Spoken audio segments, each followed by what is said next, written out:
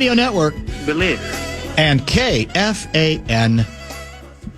3 minutes and 8 seconds past the hour, 3 o'clock Central Standard Time. Bumper to Bumper Show is back, live, local, and I think it's a 3-hour tour today. We're out at 6 o'clock this evening. That's my understanding. For ongoing coverage of the State High School Hockey Tournament, correct?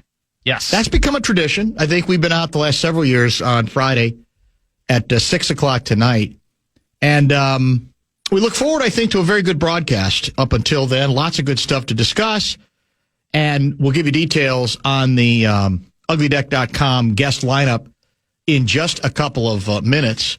Now, miracle is a relative term, and you could say it should never be used again because of what it refers to, right? The Al Michaels moment, 1980 miracle of Lake Placid. But there are, if there are such things as minor miracles that also, I think, draw us to sports and that today happen to be very timely. For example, you can maybe speak to this in more depth than I can.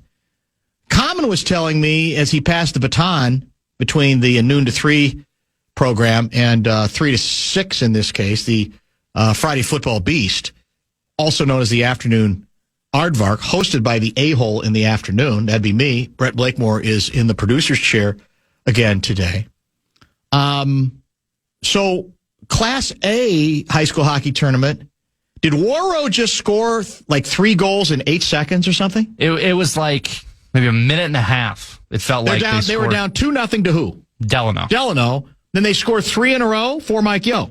Exactly. Yeah, they score 2 quick ones. Delano takes a stupid penalty, puts them on the power play. They score again. Yeah, the wheels fell off. I think that is now we're at the end of the second period of that game. So there's still time for Delano to recover. Is that correct? Yes. But it stands at 3-2. I would call that, miraculous might be too much, but that's a pretty stunning turn of events. And then are you familiar with the Dateline State of Iowa miracle that apparently took place? It came across my desk yesterday. Yeah. Did you see it? Or did you heard about it? Well, I spent many a day in that arena. Did you really? Where did this take place? So that was, when I was a kid, it was Wells Fargo Arena. Now it's the Casey's Center, but it's in Des Moines, where the Iowa Wild and Iowa Wolves play. And this was the class...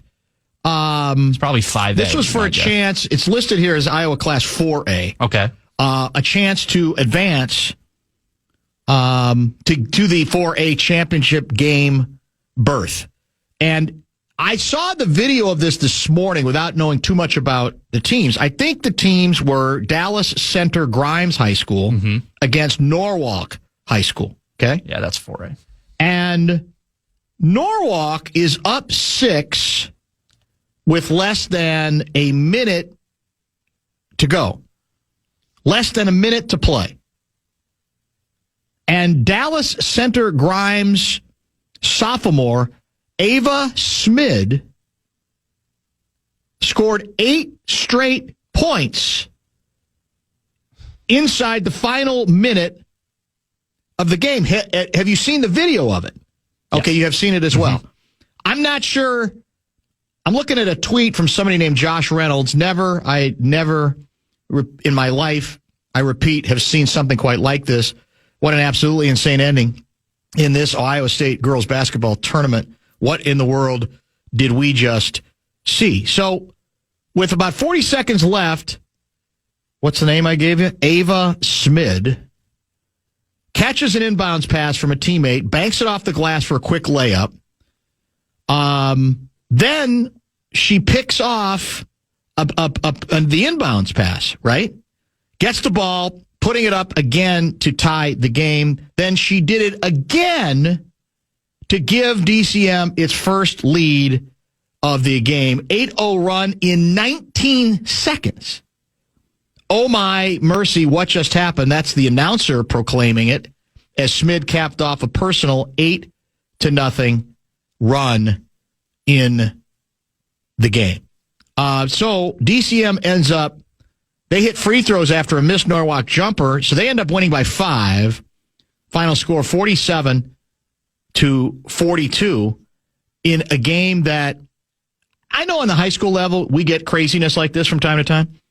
But I thought I saw, like, was it 2 or 3 straight inbounds passes under the basket in which the same player ended up pickpocketing the passer, or in one case, just taking the ball away from the offensive player that at least had it in her hands.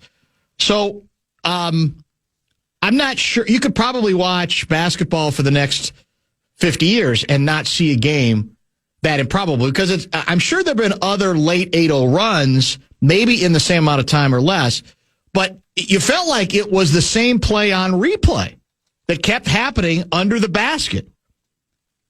The other team scores, we try to inbound the ball, we do inbound the ball, and it gets stolen. Layup, we have to inbound the ball again. Ball gets stolen, layup. We got to inbound the ball again. Ball gets stolen, layup. Bizarre finish. So there are major miracles, and then one can say there are minor miracles. But those two, hockey tournament here standing out, although, again, there's a full period to go. And in the case of the Class A game between War Road and Delano, but the winning team moves on. The losing team's got to be. You want to talk about thrill of victory and agony of defeat? How do you get over, even as a high school kid, that kind of loss? Yeah, I mean, we should know all about basketball, sudden losses, because if you recall, going back to the history machine of last November, the Wolves blew an 8-point lead with like a minute left in Phoenix. True. That was, I think they had a 99% chance to win that game. So, I mean, these things are rare form. I got to believe, again, on high school games, they probably don't keep odds on this, but if you're up 6 in that situation with less than a minute left, now I don't know, do they have 3-point shots there? I guess that would, in Iowa high school? I assume they do by this point. So, that it did come down to but it didn't, in this case, it was all 2-point layups taking place. Yep. Absolutely stunning. An 8-0 run by one player in 19 seconds of the ball game. Absolutely stunning. Absolutely remarkable. Smid, after the game, I was just guarding.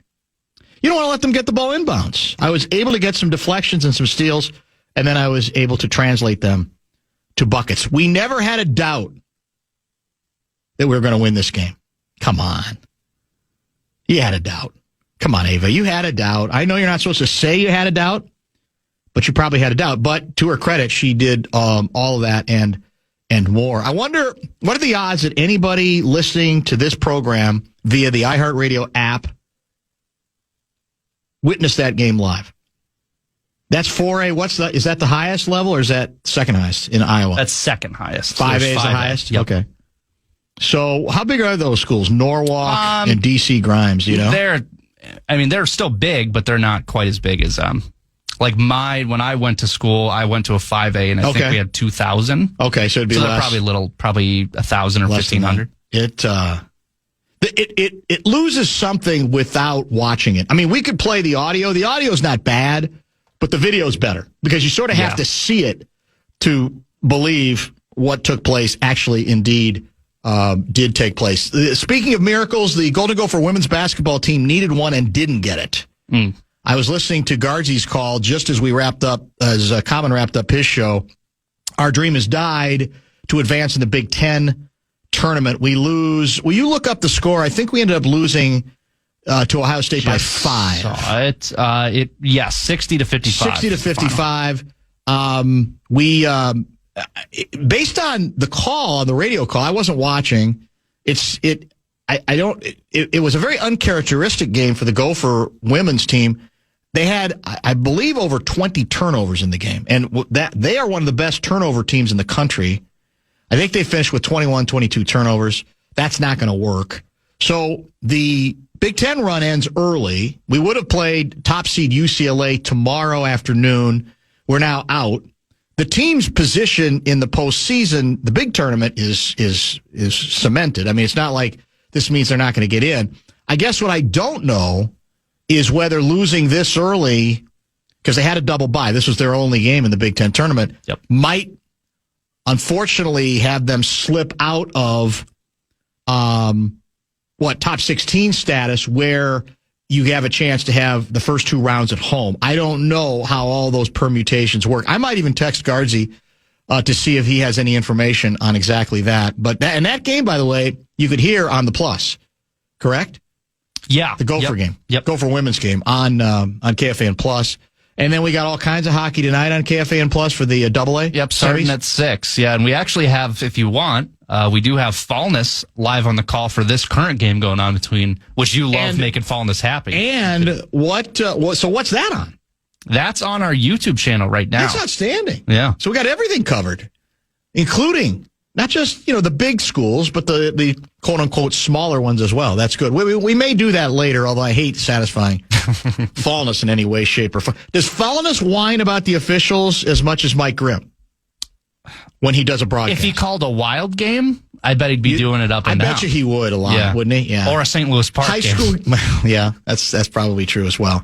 All right, we'll give you we got an outstanding guest lineup today, including not only 2 regulars, but one former regular who we've not had on in a while. I want to do a trade deadline roundup as it pertains to your Minnesota Wild Club, because there were no miracles there. We didn't get any of the big names that we'd fantasized over, but we made a number of moves that I like the way. See if you agree with the way Russo put it. The Wild basically overhauled their bottom 6. Is that a good way to describe it? That's a really good way to put it, yeah. Which doesn't have to be awful. Might be helpful. Depth matters. But you didn't probably get anybody that's going to change the world or change the perception of the Minnesota Wild. But we'll get to that. We'll lay out the moves if you have not been listening or been paying attention to that. We'll get Blake Moore's reaction to each and every one of them, and then we will prepare for our first guest at the bottom of the hour.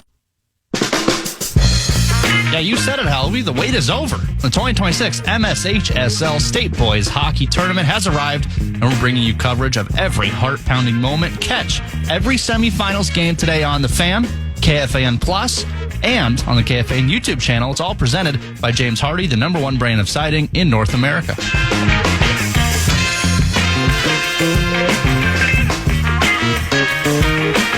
Trader Billy G makes the moves. Russo tweets out the news.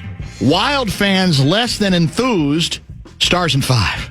Whoa. There's an interesting reaction that's not from a Bradshaw and Brian KFAN texter, but to my KFAN.com email address as well. So if you do the big picture, players in and out since December 12, Minnesota Wild. Let's go with the out first. Marco Rossi, or is it Rossi? I can't remember. Went back and forth. Zeev, is it Zeev or Zev? Zeev. Zeev Buyum. Liam Ogren. David Juracek. Vinny Hinostroza. 2026 first-round pick. 2026 seventh-round pick. 2028 second-round pick. In Quinn Hughes, Michael McCarron, Minnetonka's own Bobby Brink, Jeff Petrie, Robbie Fabry, and you've been asking for a big-time center for I don't know how long. You got one in Nick Foligno. Okay, well, maybe not big-time center, but he's a big center. He plays the position, or he has this year. So the Russo Joe Smith report card, putting all of those ins and outs together, was A+. Although, as I said, they're also viewing it as we understand that these are largely, not obviously Quinn Hughes isn't bottom 6, but in terms of the more recent moves, the last 24 hours, they're having more to do with the with the bottom 6. So if you put all of those deals together, the in and an out since December 12, would you similarly give the Wild an A+, or do you think that's a little generous? I mean, I think when Quinn Hughes is in that, it's an A+. Yeah. Just the way, by himself, almost. Pretty much, yeah. If you took him out, and I get that's easy to say, if you take so-and-so out, it change. But if you do take him out, it's still fine. But Quinn Hughes is the real thing that makes an A+ and makes me agree with that, because he is just so good and a game changer. Scores a worldie of a goal after flying to New York twice in a row in 2 days. But then you look at, McCarron is fine. He's a big guy. He's had run-ins with wild players. And now we love him, though. Well, now we love him, and now they're all buddy and friends, which, as you expect. Yeah. The Foligno thing, it's a fun story. I think he can contribute on in the bottom six. The Brink one fascinates me a little bit because who's taller or bigger, Bobby Brink or Kyler Murray? I would like to think it's Brink. They're both pretty little, aren't they? Yeah, but Russo is saying and I haven't done the all 12 on Bobby Brink. Okay, but Russo is saying that he's a feisty guy, and That's he true. has compete level and shows character, but in the very first thing, I know. But the thing that excites me is the very first word out of Russo's mouth was he's a skilled winger, and that perks my interest because I want depth scoring. I like the grit and the grind, and the playoffs get more physical, blah, blah, blah. But I think if we can get someone on that third line to contribute some points, that's huge. Brink likely starts at right wing with Urov tonight. I'm in. They're debating who's on left side. McCarron will play center tonight. Oh, that's Russo. He'll tweet out, he says, lines a little bit later during warm-ups. Did you see the Billy Guerin quote? Guerin was apparently on ESPN earlier this afternoon. And he was asked about his attempts to get your guy, Trocheck.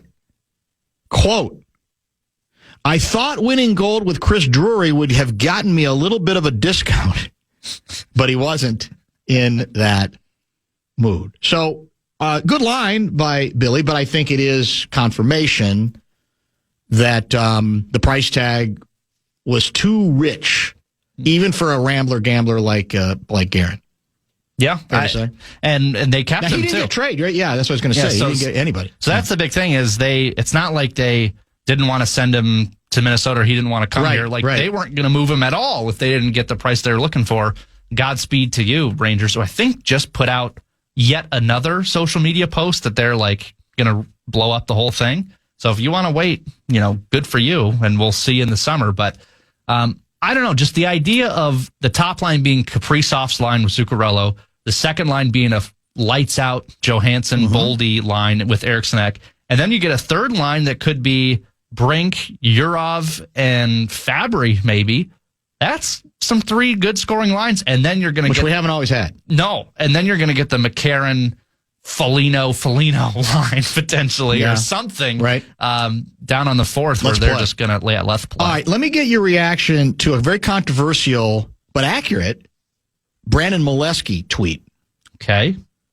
Regarding the deals today, or at least one in particular. Bought Juracek for a first, second, third, and fourth, and sold him for a third-line winger.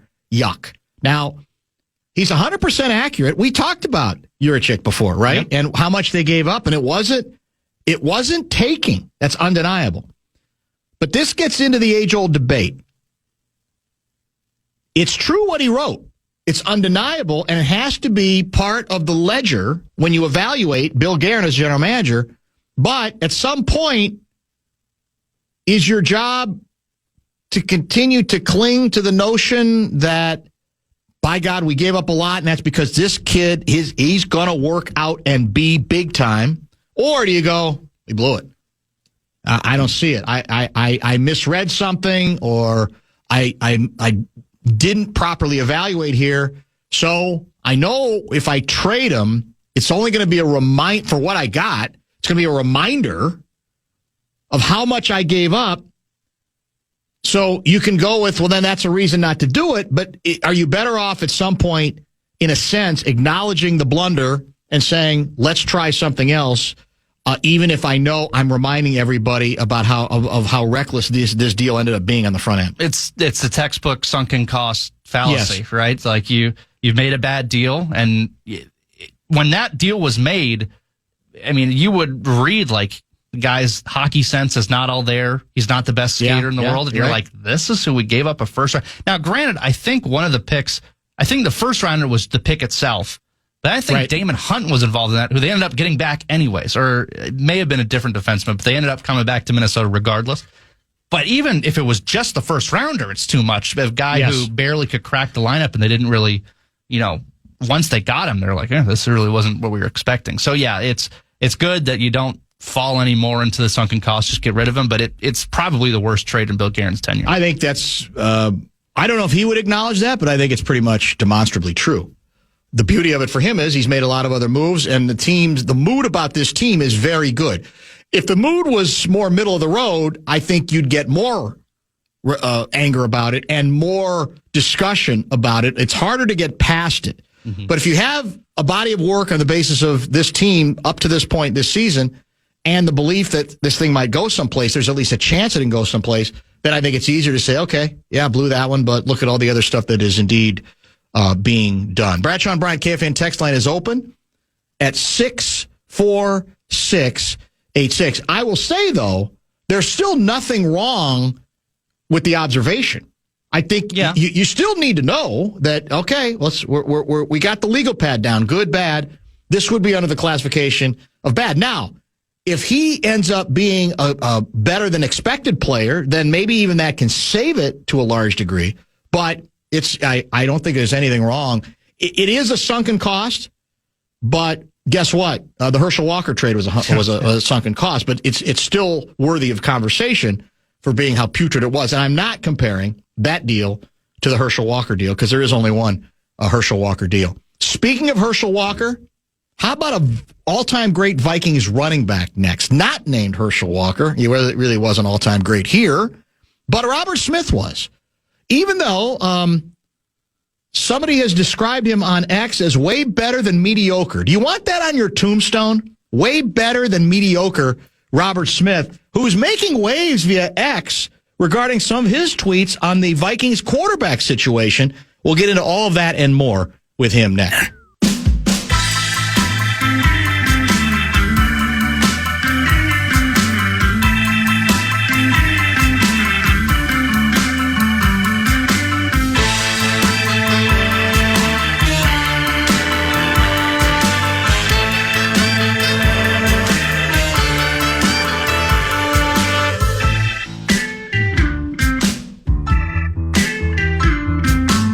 I guess there's worse things to be called. Yeah, there are much worse things to be called than way better than mediocre. But apparently that is the description was offered up via X on our next guest, former Vikings running back, now big-time college and pro football analyst Robert Smith. Way better than mediocre, you say. How did you, first of all, how did you discover that, and what did you make of it? Yeah, so, hey, Dan, thanks for having me again. Always good to be on with you. Always good to talk to you, my man. Yeah, it was funny. Like, I guess, people put these tweets up and they'll, ask for suggestions where they'll say, hey, name a running back that, that you watched growing up or something like that. And I think this one said, name a mediocre running back or something, mediocre player that you thought was really good. And the guy, and I guess in his defense, explained it. Said, "Well, he's way better than mediocre, but I loved watching Robert Smith, so I just loved it though. It's there's just so much negativity and nonsense and BS." On Twitter, it's so easy to get caught up in that stuff and get your stomach all tied in a knot if you want. But it's just fun. It's fun talking to fans and just enjoying it, right? Because, well, you took the right approach. I do give you credit because you laughed about it. You didn't and again, there's a lot of ways to go. You could get your back up and say, "Oh, really? Is that what you think of me? Well, here are my stats, smart guy." But you can't really win doing that, as you know, because then people go, what's with Robert Smith, man? Calm down a little bit. So I think you strategically taking the high road was easily the best approach. Well, but here's the thing, Dan. More than anything else, I despise illogical yes, you do. Patterns. Yes, you do. And the way he said it, it was clear that he wasn't saying I was anything like mediocre. That's true. And he was just responding to a tweet. So the context was everything there. Yeah. And I hate illogical things, and that, that's a whole nother topic. And by the way, let me do this one more time. Sure. It's free agency, and I hear these throwaway comments, and they're just dumb, Dan. I've been in this business for more than 20 years, and I tried to go on Mike and Mike in the morning to explain this, but they don't like their hosts sounding dumb, so they didn't even let me on the show to talk about this. But Mike Greenberg made this comment more than 20 years ago about, guaranteed contracts right. and, well, you should talk to your union, and unions don't guarantee contract. It is the dumbest conversation that exists in sports, in my opinion, because it's illogical. Like, there is no reasonable way to guarantee everybody's contract on a 90-man roster. And you know what? Even if you did, and it's not possible, first of all, and it doesn't happen in baseball and basketball, and I don't want to bog down the conversation.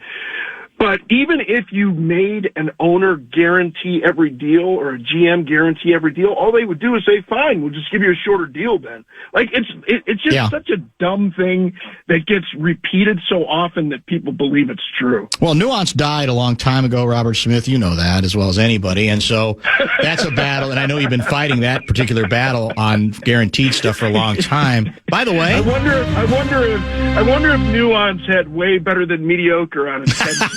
maybe at one time. I just played the breaking news sounder because another Vikings announcement. Center Ryan Kelly has announced his retirement. This is not totally surprising. He battled more concussion issues, and it ended up being what seemed to be on paper a great acquisition, ended up being very disappointing. And I don't know. Here's the thing you might be able to speak to on that. We learned later that he had already, before he got here, a pretty significant concussion history. So then you get back into that. How much should that enter into your willingness to sign a player like that in free agency, even if you like, at his best, what he might offer? Because it just, that part of it, that particular experiment just did not work out for the Purple. Yeah, and those are always going to be individually decided. It's interesting, especially as we get out of the combine weeks. Each team will make its evaluation of players, and they can have vastly different reports on an injury or post-injury assessment of a player at the combine. And certainly, when you get into the league, some teams are going to put more weight in it, and it's easy to second guess it after the fact. Well, it's clear that you shouldn't have made that decision. But then you had Tua Tagovailoa a couple years ago, and he had a couple of incidents, and that's another one that pisses me off. But I'm not even going to get into that. People just assuming he had a concussion the one time when they said right. No, that was actually a structural back issue. But anyhow, after that, people just assume, well, there's no way he should play anymore, and you can't take those chances. And look, his doctors know better than you do. And for people that think that a doctor is going to risk their career to try and make a decision that's going to help it's another one. It's another one of those things that doesn't make any sense. But people in the Twitter sphere and in the fan sphere like to say, but it's always an individual.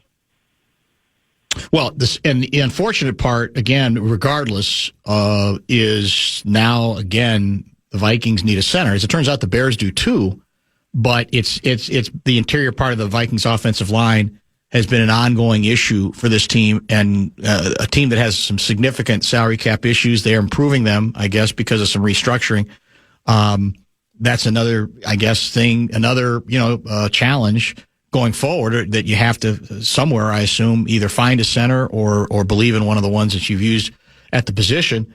Quarterback is the other thing I want to talk about with you. Why are you so publicly rooting against J.J. McCarthy? What has happened to Robert Smith in that regard? I knew Chris Carter was already, but Not you. Go ahead.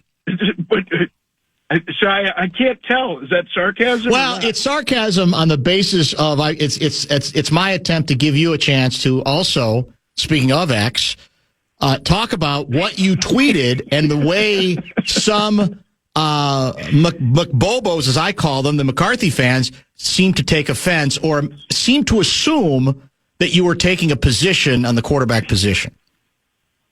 Yeah, those things are hilarious. These things are just so absurd, but they are fun, right? They are. Like you'll say, "Wow, I think maybe we should get an experienced backup that has a low cap number because he has a high guarantee somewhere else." And they're like, "Why do you hate our quarterback?" Right? Like, why do you wish death upon our quarterback? That's like, it. Come on, man. That's not what I said at all. Yeah. But yeah, this one, especially now, you're talking about, Kelly being gone. I'm hearing this. What's this guy? Mays down at Carolina may be an option, right? At the center spot. But clearly, you're going to have some issues, and you always have some issues. Whether it's or most teams have some issues up front. It's great to have a mobile guy, so all the more reason, to have a guy like Kyler Murray. And to me, it's certainly not giving up on J.J. McCarthy. I thought at the time that it was the right move to let Sam Darnold go. And you can go in with aces and get cracked, right? Like it can be the good decision. And objectively now, maybe it wasn't the right decision, but that's arguing after the fact. Right. Too, it is. right? You can't just say because Sam Darnold with that defense, won the Super Bowl, that it's automatically the right decision and that JJ got hurt and was inconsistent. Like, it's just too early to tell. Well, I'll give you, you have the guy, it's a good decision to have somebody else anyway. Yes, I agree with that. I'll give you what has developed since the season as the reporting on this story from people that I do trust, that I think aren't shock jocks. They're pretty responsible.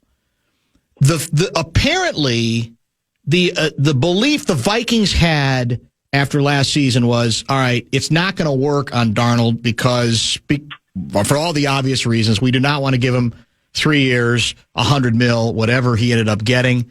The clock is ticking a little bit on JJ, but we do want to hedge our bet a little, and we want to hedge it with Daniel Jones. They thought they had convinced Daniel Jones to take what essentially was the same contract that he ended up taking with the Colts to stay here as the hedge. And as it turns out, Daniel Jones, I think, was smart enough to say, look, I get it. This is a good earnest offer, but you know and I know that you guys want to start McCarthy soon. And in Indianapolis, they've got a quarterback, another young quarterback, but he's already been there 2 years, and they're already starting to sour on Richardson. Therefore, I got a better chance to be the starter in Indianapolis than I do here. And he turned out to be 100% accurate. And I think that's what so I think they did realize we got to have somebody else that can be our insurance card in case JJ can't stay healthy again, or if we think he's further behind than we expected. And unfortunately, that card went away when Daniel Jones left, and then they were left scrambling with names that we all know the names that are pretty familiar, but none of them really capable of helping you out all that much. Yeah, and I think, when you look at a situation, this is almost a no-brainer. Apparently Kyler Murray is a big, Vikings fan. He's got that, the big guarantee from Arizona, so you get him for a really low number, so it addresses those cap issues. And you have the situation with J.J. McCarthy where he's got a full, that's another thing, right? He's got a fully guaranteed deal, so they do exist. But anyhow, playing under a rookie deal, like it's as good as you can possibly get. You're in cap jail. Yes. You need another option there anyway. And if you have a guy like that with such a low cap hit, you think you got to take that chance. Does it work out? We're going to see. I mean, that's why it's fun though, right? Like that's what really makes the shows interesting and gives us more fodder on different programs. By the way, before I end the show, big announcement with me and Pete Burcich. Oh, nice. All right, we'll say doesn't involve doesn't involve marriage or anything like that, but it's a big announcement. All right, we'll get to that. We'll save that to keep the audience guessing the rest of the segment. I need you. See, I am not captivated with Murray. I understand that, again, he represents what you say. You can get him minimum price, literally. I don't, what I have seen, I guess I don't buy the notion that, well, he didn't have anything around him. Like last year, I think it was Brissett replaced him after he got hurt. He had better numbers than Murray did last year. I don't trust him. Now, I admit you got to get somebody, and every choice has flaws, right? You're not going to get a great quarterback in his prime, but you got to convince me on him. Now you've done some of his games, so maybe you've seen enough, but I don't trust that he can run the kind of offense that they want to run, which asks for a lot. His numbers, as I recall, over the middle, which is a lot of what this coach wants to do, I don't think are very good. And I just look at the last 4 years, quarterback ratings. I got him at 25th, 16th, 20th, he was high and 23rd. 2 years ago, right? 2 years ago, he had a good QBR. He had a top 10 QBR, actually. So that's fairness and savagery. That's fair to say, too. I just think he's one of those guys we're always going to look at, man, look at the talent. If you could ever bottle it. But I think he's been around too long for me to necessarily want to trust him. But see, I'm such an incurable romantic. I still want them to go after Aaron Rodgers. That's how sick I am.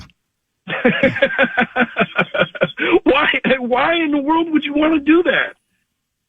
I don't know. I can't help it. Why would you want to be in a position to have to root? Well, I guess you want to root against him. So yeah, I mean, yeah, there are different incentives here.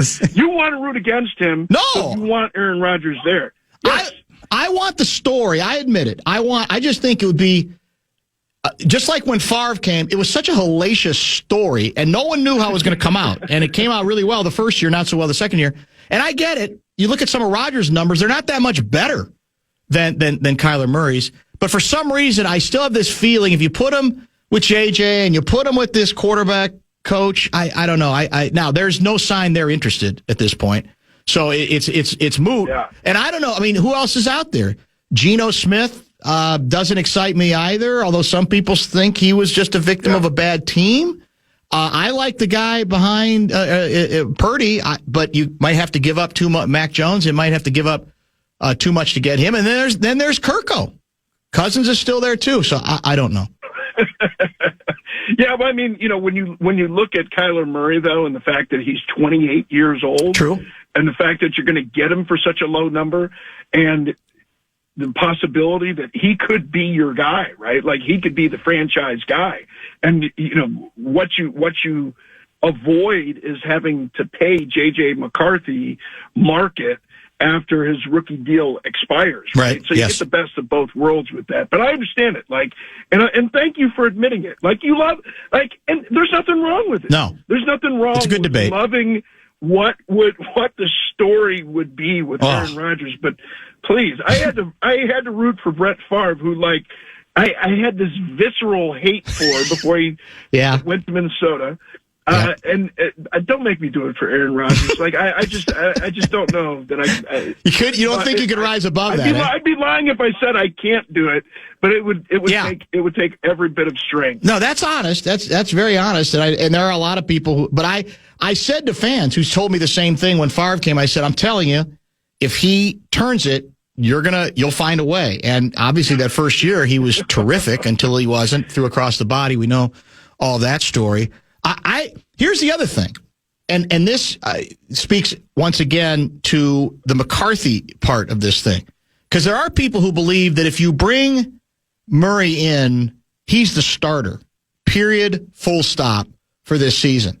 So do you end up running the risk that you are going to lose, that you're pulling the plug on McCarthy earlier than you should, or do you say, look, This is not show friends. This is show business. you can't worry about hurt feelings. You got to do what you got to do. And the fact is, this team needs somebody else that they can throw into this mix. And if that means McCarthy has to sit another year, he's got to sit another year. Yeah, I mean, and ultimately it's about winning, right? Yeah.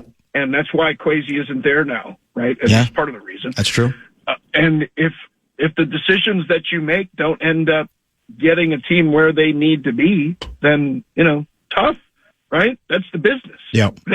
And we love how brutal that part of the business is, because ultimately that's what makes it so compelling. It's the ultimate reality television when you have those types of decisions and the impact that they have on an organization, especially at that position, right? Like, you cannot afford to miss at that position, at least continually, right? Yes. You're gonna have some misses.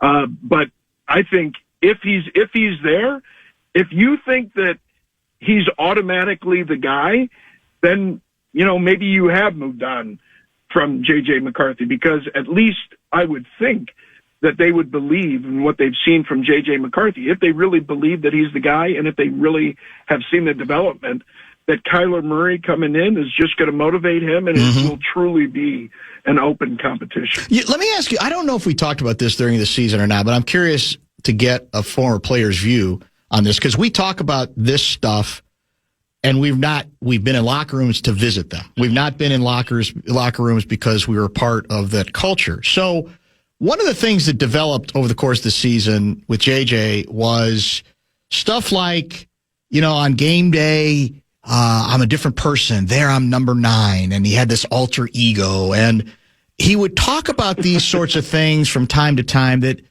on the outside I'd go, come on, man, just go play for a while before you get into all the alter ego stuff. And then maybe people accept it, but you haven't done anything yet. But then I say, well, maybe players don't care about that stuff. So I don't know. If you were in the locker room, you've worked with a lot of quarterbacks.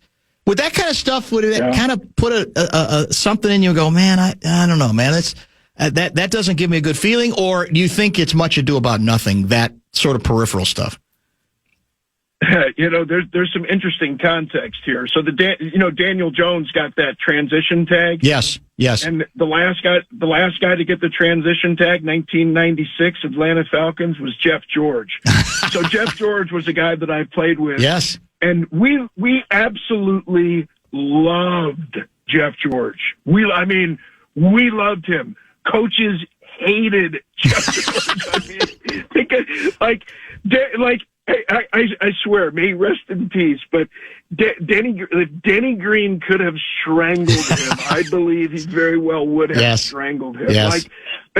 Hey, if you're the quarterback and we know you can play, man, do your thing. That's true. Do your thing. Yep. Like, if you got to ruffle some feathers somewhere, you go ahead and do it, right? Yep. Because those kind of guys, if you know that they can win you games, you're going to forgive a lot with kind of the way that they need to get it done, as long as they get it done. But that's the thing. I mean, I'm assuming with Jeff George, it's what you guys knew is that kid could sling it. Now, he could also run away from a fumble, which we saw in a playoff game, which I think you were probably a part of.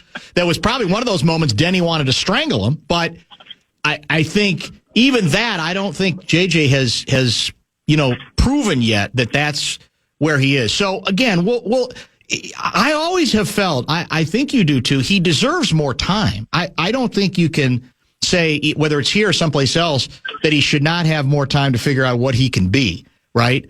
But some of that stuff, I think it gives people pause if you're inconsistent and if you're driving people crazy with that stuff. If you're a great player, it doesn't matter. But here's the thing. Here's the thing, though, Dan.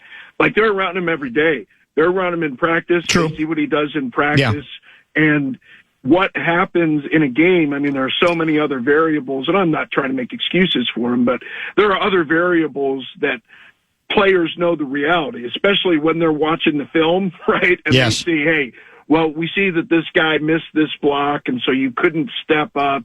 That's why he didn't. And as much as on game day, you see the reaction from the receivers, and, they're human, right? Yes. Like, they're going to show the emotions, and they're going to show the frustration. But when they get in a film room and they see why something happened and why a quarterback doesn't make a certain throw, it helps them understand kind of the context of why it didn't go the way that they hoped it would go. And so their confidence may not be as shaken in somebody as someone who's not in that film room kind of hearing that information and context for the whole play.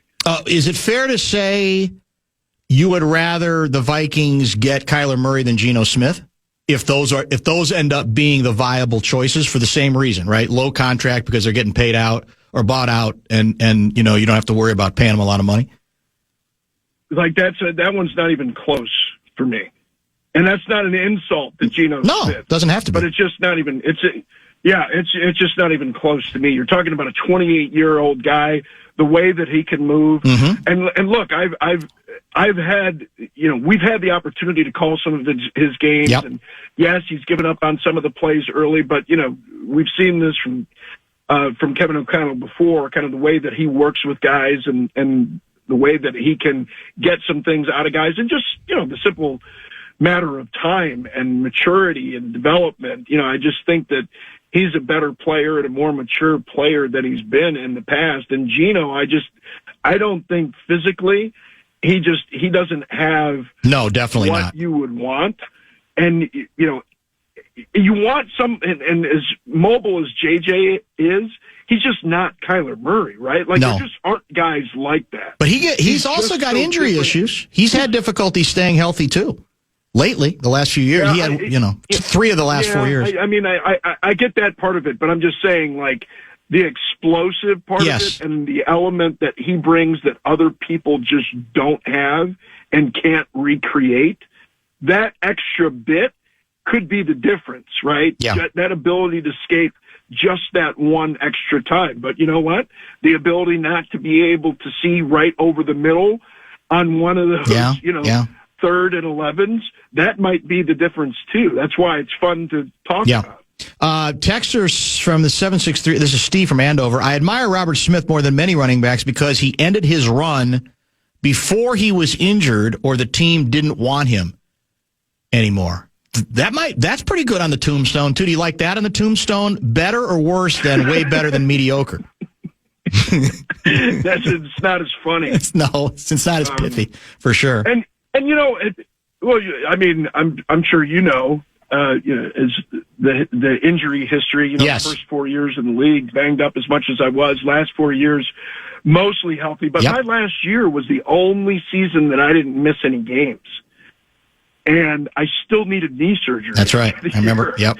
Like my goal before the season, like I really didn't. It's like I want to be healthy. Like I don't want to get an MRI. That's what I seriously said that. Like, that was your goal. I don't want to have to get a damn MRI this season, and I still had to get the MRI, but it made sense to me. It's better to walk away early than limp away late. Yeah, it does. I just knew I could have been, because it was that first ACL when I tore it when I was a rookie. I didn't just tear the ACL. I cracked the bottom of the femur, and I did some damage to that articular surface, that cartilage, that smooth cartilage. So that kept wearing down. And so I had to have multiple microfractures, including after that last season. So that's that pre-arthritic condition. Yeah, right. It can just get worse. And, quality of life is everything to me. No, that was, I think that was very clear. Well, as I recall it, what you've told us before is you obviously could have come back, but then there was going to have to be wasn't there going to have to be more rehab then? And at some point you go, I don't want to keep doing that. I don't want to go through that process anymore. Wasn't that part of it at the time? No, there would have been some rehab, but it was more thinking about, well, if I come back and play, I'm going to keep damaging. I'm going to keep damaging that part of my knee. I'm going to need a knee replacement at some point. And here I am, 2 days after my 54th birthday. Didn't hear anything about that. I'm an adult 3 times over now, Dan. Think about it. Happy birthday. And I and I still haven't had a knee replacement. That's pretty good. I don't want. And your head's intact. So far as to say I'm embarrassed by how good I feel, because it was like, well, shit, maybe I should have gone and played more. But I feel really good. Yeah, well, and your head's intact too. That should not be taken lightly either. Debatable. Well, yeah. Well, people on X say that about several of us in that regard. So what's the big Peter Burcich announcement? It better not be you guys are going to start doing some kind of a podcast where you won't come on with us anymore during the season. Oh, well, the second part of that, you don't have to worry about. Oh, good. The first part about that, absolutely. We are going to start doing a podcast, and pending some sort of copyright issues, yes, the name of the show is going to be Spam. And hopefully we'll be able to get Spam as a sponsor at some point. Yes, yeah, Pete and I have had enough of this. We've had enough of this where we're not sharing our view on anything we feel like we should be able to share it on, and wait for other people to call us onto their show. That's great. That's outstanding. And so when's the world premiere? Do we know yet? That's a good question. That's a good question. Pete's got all this stuff set up. Of course he does. You can have Pete on and ask him. Good. I'm guessing next week. Oh, that's soon. There's no point. Yeah, there's no point in waiting. It's fairly simple to do. We're not real worried about quality, obviously. So yeah, we'll get. So it's the two of you guys just chopping it up. And so is it going to be like once a week? How does it work in the podcast world? Because I'm the only person left who doesn't have one. That's a good question, and I was thinking about that. Like, we should just do it whenever we feel like it. We won't kill people with 2-hour podcasts all the time. I think it'll probably be more 30 to 40 minutes. Yeah, that's smart, is what they tell me. That's the length. Say what you got to say. Yes. And get off the damn air. Yeah, right? that's it. That's what we'll do. But yeah, we'll probably do it a few times a week, especially during free agency. Things pop up, and it's crazy. 30, almost 32 years I've known Pete.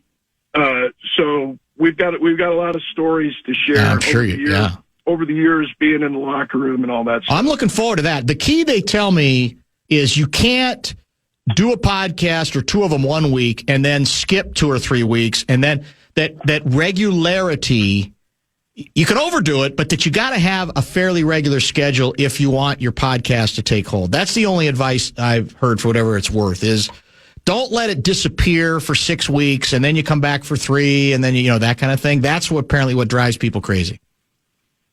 Yeah, I can see that. And there's enough that I hear things, and like this guaranteed contract, like I can't believe that I've been hearing this for 21 years, but I hear enough things throughout the course of the week, and I'm sure Pete does, that get him fired up.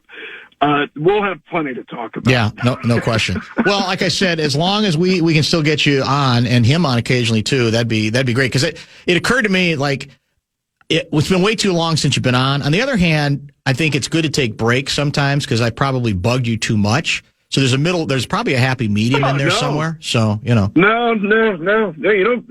I've never gotten a call from you and said, "Oh, damn it, I really don't feel like this." Oh, that's nice to hear. There's always something to talk about. There is, and you got you got something to say. That's the beauty of it. So that's everybody wins.